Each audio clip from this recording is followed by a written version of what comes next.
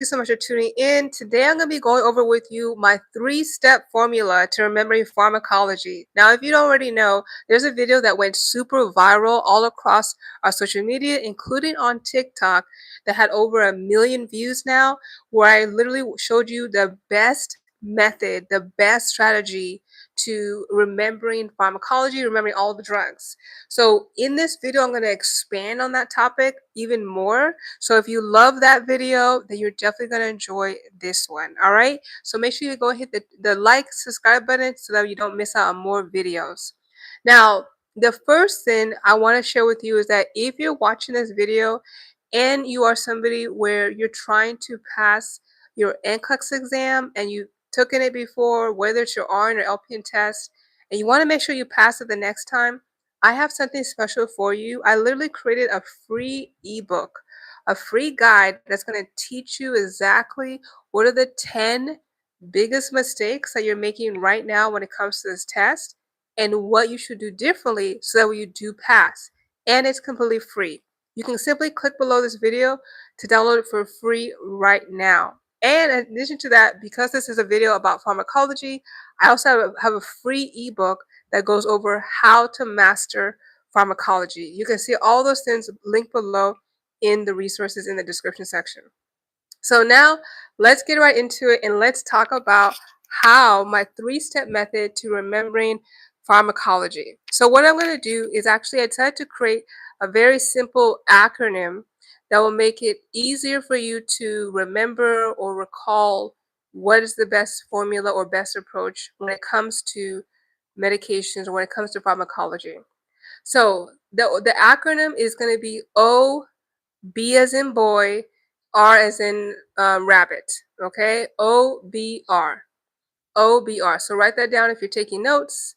Go ahead and write that down on your paper. OBR. So let's go over what O stands for.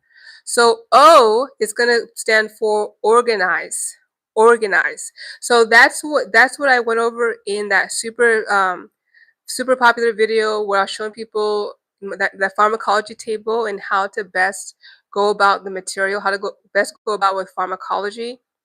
And so a lot of times what people do, I've noticed, is that because my goal is to make your life easier, my goal is to show you how to simplify things in a way that you probably weren't doing, and that's resulting you to be frustrated, challenged, and etc.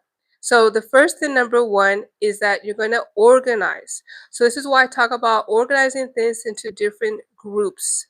So what that means essentially is that you are, instead of you studying pharmacology one at a time or one drug at a time, right? Instead, what you're going to do is that you're going to organize it by grouping the medications. You have to honestly look for patterns. Patterns will help you to retain content faster and quicker. And one of the patterns that you can notice with the drugs is that there's medications that share the same prefix or the same suffix ending. Now, another thing that's also going to be really critical to this as well is your awareness of medical terminology. Medical terminology is essentially you're also knowing more prefixes and suffixes, but it's not limited to just drugs, right? So now it's talking about different parts of the body, different anatomical parts, things like that. So medical terminology is honestly the prerequisite before you really understand prefixes and suffixes for pharmacology. So looking now about pharmacology, we often have very similar prefixes and suffixes, right? So for example, you have cephalosporins. Cephalosporin stands for, or starts with CEPH. CEPH, right? Or there's another one, CEF, right? CEF. Also, another common prefix or suffix ending is going to be, I talk about all the time, your beta blockers. Beta blockers, which ends with OLOL, right? Or LOL, right? So propanolol, atenolol, right? These are all metoprolol. Those are all your beta blockers. So it's important that you pay attention to the suffixes because then you'll be able to group them into their appropriate classifications. So, like I mentioned, LOL, right, that suffix ending is associated with beta blockers. And generally, all beta blockers will cause two different side effects. One, it will lower the heart rate, so it will cause bradycardia.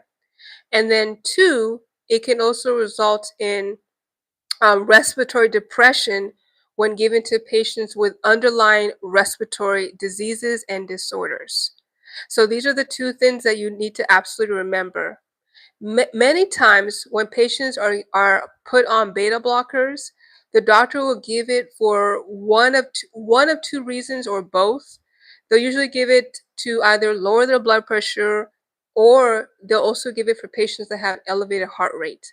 So that way it reduces the likelihood of tachycardia, which can cause other problems, right? So that's a little bit extra information, but overall, just going over what beta blockers are, those end with LOL, right? Another thing too is that you have lidocaine, right? AINE, right? So that's an anesthetic, right? So if you really pay attention to the medications, you can simply organize them by looking at the suffixes and the prefixes, and that will help you to recall more medications faster. So that's the first step, is organize. Number two, the second thing is B, or the second letter is B. B stands for body. So why does the B stand for body? So what this means is that now you need to recall and pay attention to why we're giving the medication, right? What's the ideal rationale? One thing I tell people that may make it easier, right? Because I'm trying to teach you the way that's simpler, is by paying attention to what body part or body system is that medication essentially helping or improving. So this is why, once again, if you have your fundamentals in the body systems, then this will be easier, right? It's harder, not that it's impossible, not that it can't happen, but it is more challenging to recall or retain pharmacology without first learning anatomy and physiology, or not having a strong foundation in anatomy and physiology or the body systems. So, for example, right, going back to the beta blockers example, beta blockers are given what? To help with blood pressure or heart rate. What body system is that affecting? That's the cardiovascular system, right?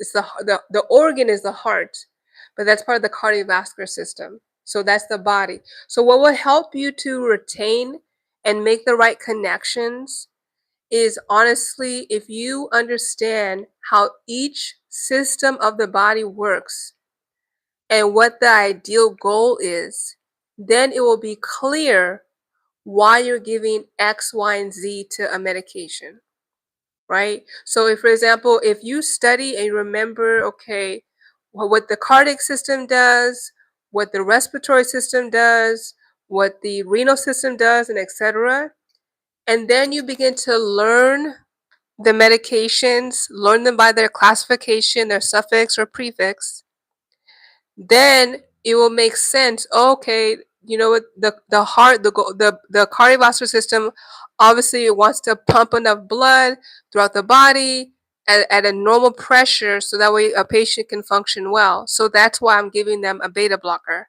to help to keep their blood pressure normalized. So it will help you to make the connections and help you to better connect the dots, honestly. So that's why I hope what I'm saying is making sense. That's why it's so important for you to also know how the body works, because then it will make it clear what we're trying to achieve when we give a patient a medication, right? And this is just me giving a very generalized um, explanation, but but once you go more into, like, for example, the mechanism of one drug over the other, then, and you understand how that mechanism is affecting that body part, then it makes even more sense.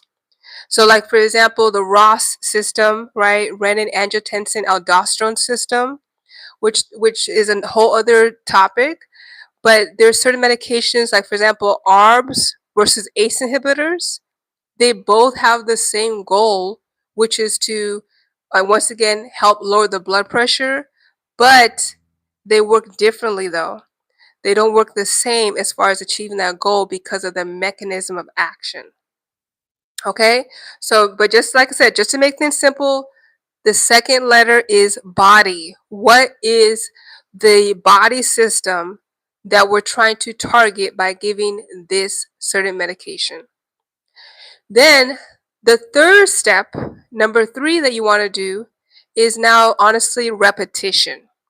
So once you organize it, you group it, you combine it now, the next thing by which system it's helping or targeting, then you just honestly need to go through repetition and just reviewing it repeatedly until it sticks. There's different ways that some people may utilize to retain. One, obviously creating flashcards, whether you create hands-on flashcards or you create online flashcards, because there's certain type of websites where you can actually create online flashcards, and the online flashcards is easier, but some people are not like that techie and they like hand stuff. But online flashcards is one way too that you can do it as well. So some people use flashcards to help them to remember the information. Another thing that helps too, me personally, what I liked is actually going online and looking up what the drug looks like. Now that might be more harder for some people, but I feel like it also makes it easier a little bit too, because then you begin to associate different types of markers or characteristics of how a medication looks with whatever the drug is, right?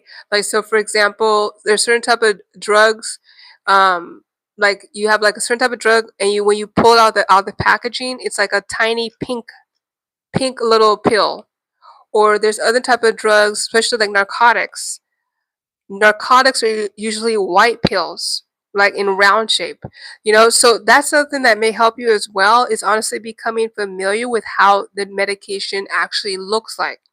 That's a very simple Google search. You can simply honestly Google online, what does Coreg look like? Which is carvedilol, right? What does carvedilol look like? What does clonidine look like?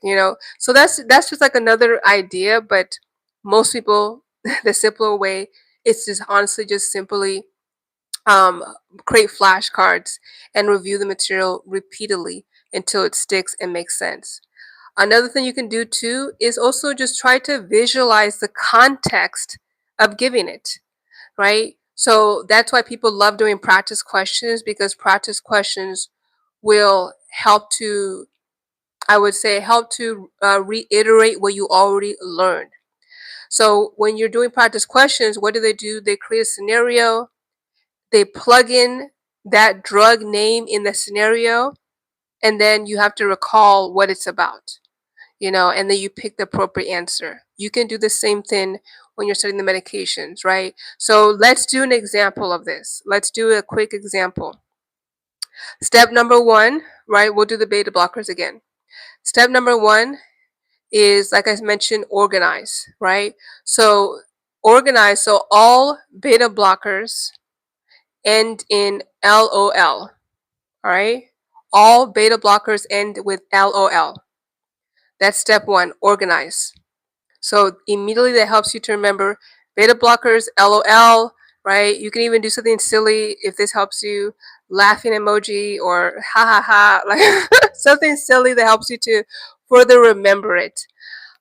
So then now you have, that's the first step. Then B, body, right? So what body system are we trying to help or address with the beta blockers? We're trying to address the cardiovascular system, because the goal of it is to lower the blood pressure, and then it can also cause a lowered heart rate. Boom, right? So now if you see a question, you'll automatically know if it ends with LOL, which is several drugs, you've already mastered several medications. See that? Then now the third thing is now just simply repeating, rinse and repeat. Put into a flashcard, do practice questions, visualize giving it, look up what the drugs look like, so that and that will help you within no time. You're going to learn the medications a lot faster and a lot easier. So that is a summary, my three-step formula to remembering pharmacology. Did you find this helpful? Comment below. Let me know if you found this helpful or informative, or if hopefully you're going to apply this approach. I would love to hear from you. Let me know which of the OBR acronym you found to be the most helpful, because I would love to learn more what's working for you. And like I mentioned earlier at the beginning of the video, don't forget to go to the description or the comment to download my free resources, which includes my top 10 NCLEX mistakes guide and or my free pharmacology guide. Now, another thing I mentioned too in this video too that I mentioned as well is that you got to know your anatomy and physiology. That is a prerequisite. The issue for a lot of my students is that you're trying to pass your NCLEX exam, but you've forgotten a lot of anatomy physiology. And so it's making it challenging for you to retain the content. You may benefit from going through our body systems crash course, because the body systems crash course will essentially help you to start to recall the information and remember the information faster. So if you want to learn more about the body systems crash course, you can also check out the description as well for more information. And then there is like a special coupon code you can utilize to give you a special discount. And then if you want to attend one of my live review classes, check out below as well for our upcoming live review classes. Hit the like, subscribe, follow button, comment below, let me know what you took away, and I'll see you guys very soon.